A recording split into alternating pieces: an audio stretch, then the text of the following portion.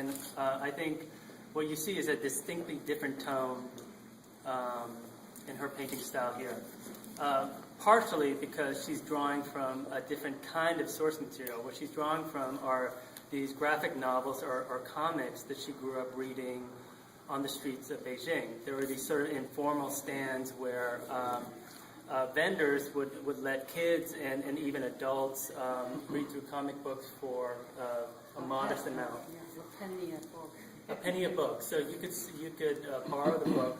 So interestingly, it was kind of an informal library. So Hung has become reinterested in this material and is now creating paintings based on that. The painting that you're all drawn to, that's a recent acquisition by the Oakland Museum of California.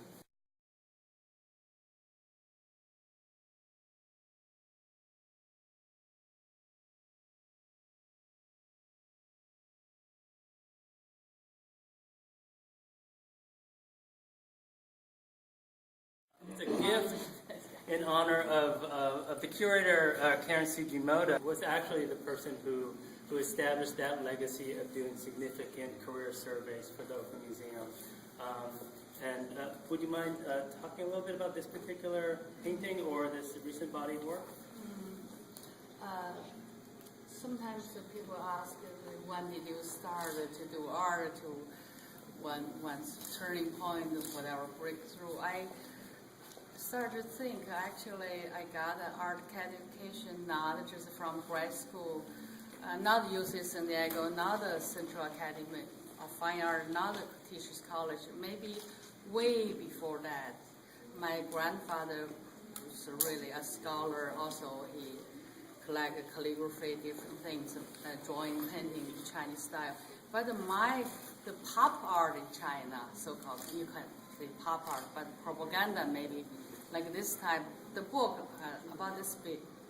And that's the thing really popular on street. When Penny, you read the book, there was not most people even didn't have a radio that in the 50s, early 60s, and never heard of television, what television was about. So what's the entertainment? What is, where's the library, street corner? After school, spend a penny. And after a while, I realized that I formed unconsciously, there's some kind of my own aesthetics. You know, I'm looking for certain artists. I love stories of fairies, because the fox could become a beautiful woman. My God, I'm looking for that. And I love like detective stories. And I love stories from foreign countries, like La Miss Herb, like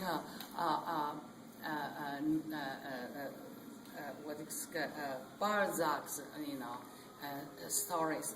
They all in that little story. For each page is a picture, and just amazing how that those little books play certain important role for me to form me as an artist, but also got to know more about the world besides just China, besides just revolution. All this work actually, I use a reference by one artist. His name is Zhang Lingtao, last name Zhang, Z-H-A-N-G, and he already was older when the communists took over in 1949.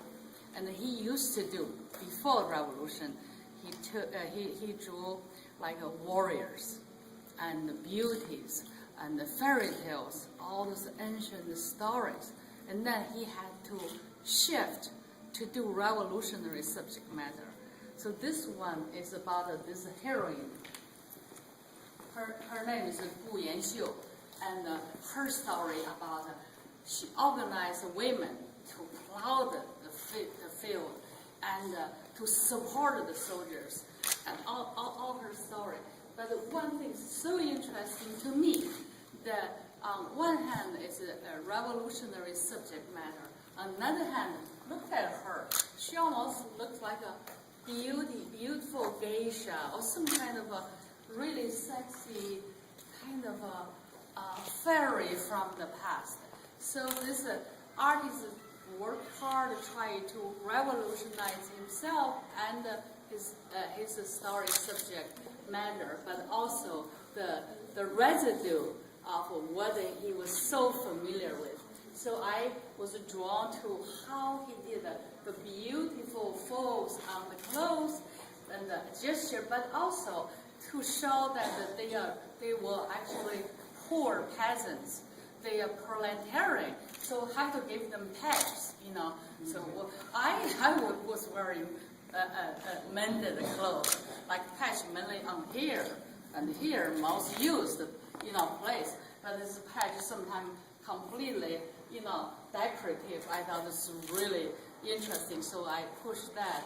So in some way, they like some abstract pattern, and also, and overall, this is a great ironic kind of a conflict there. So that the little work that big, also in scale, is another kind of a form, like a proper kind of big billboard. So the soul is those three almost like the series. Dad going to factory. Of course, we have a dad as a worker, a mom as a peasant, and then the little boy follow the mom, dad's step to be a worker. So, you know, if you have in China, you can see dad's factory 798. You know, I don't know how many of you have been there. That's today, like Beijing Soho is the art district of 798. You know, so but anyway, that's my secret, my inside joke. And then that little boy flying high, and maybe he's trying to fly that metal star. So that's the last one.